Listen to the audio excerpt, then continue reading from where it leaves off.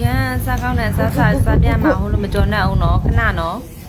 ခုတစ်ခေါက်စားပြမှာတော့ကျမငငယ်လေးတဲ့အရန်ကြိုက်တဲ့အတီးတစ်မျိုးဖြစ်တဲ့မန်ဂူတီးလေးဖြစ်ပါတယ်အရန်ကိုမှစားကောင်းလို့ကြီးတာနဲ့တောင်မှတရေယူသွားမယ်နော်မန်ဂူလေးတုပ်လေးပါမန်ဂူတီးတုပ်လေးကိုကျမစားပြပါတော့မယ်တလုံးကျမစားလိုက်တယ်စားပြကိုမှစားလို့ကောင်းတာပဲခုတော့မှစားကျင်လာပြီတွင်းနေတော့မှ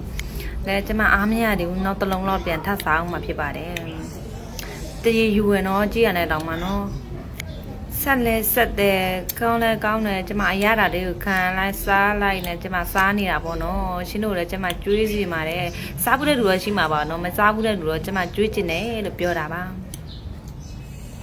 ဒီနားလေးမှာစားရတာကျမအားမရလို့ရှင်တို့ကျမအပြင်ထွက်ပြီးတော့စားပြမှာဖြစ်ပါတယ်အပြင်ထွက်အောင်မယ်နော်ခဏနေအောင်နော်မကြောနဲ့အောင်နော်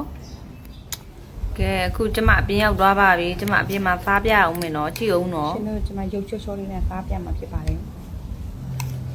ဟောဒီမှာကြည့်ဘာလေးလို့ခေါ်လဲတိလားဒါမန်ဂွန်ဒီလို့ခေါ်တယ်ရတာဘယ်လိုလဲဆိုတော့ချင်းနဲ့နည်းနည်းဖန်နေသူကစိတ်တကြနဲ့တောက်ကြတာပါဝါထဲရပေါ့စိတ်ကြမသိရင်အဲ့ဒါမြို့လူတွေမြို့သားတွေဆိုပါဝါပဲတည်စိတ်တကြမသိတောလူတွေကစိတ်တကြတည်တယ်စားလိုက်မယ်နော်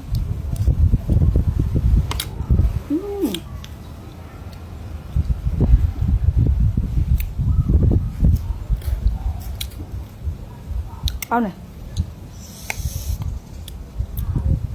တေးကြနေမလားနောက်တစ်လုံးစားပြမယ်နော်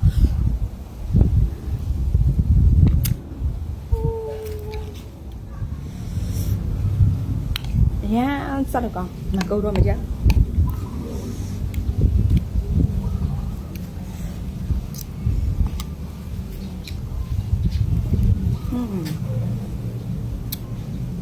ဒါမဲ့ကျမလာမလား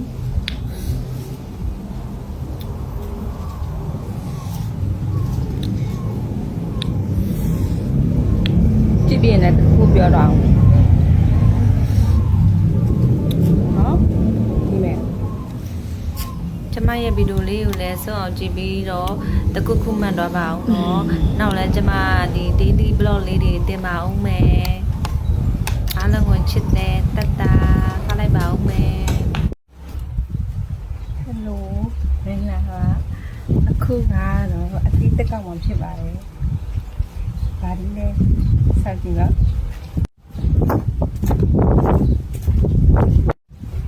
ဒီမှာကျွန်တော်တို့တေးလေးပါကောက်ထားတဲ့ဒီကိုနော်တိုက်တယ်ကြီးကောင်ကိုစားပြမယ်နော်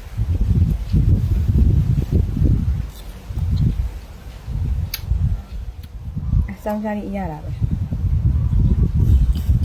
တော့ကြီးလို့နော်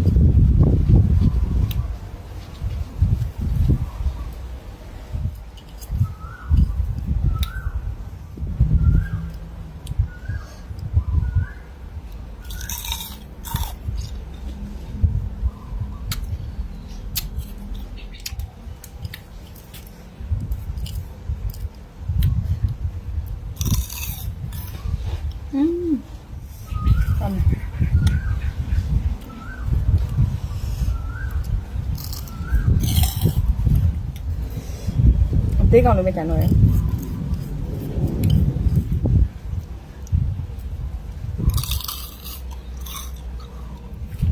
အောင်မင်းဒီနာတလားပါတယ်ဒါမှမဟုတ်နေရပူတာနဲ့အချိန်မောင်းလာစားတဲ့拜拜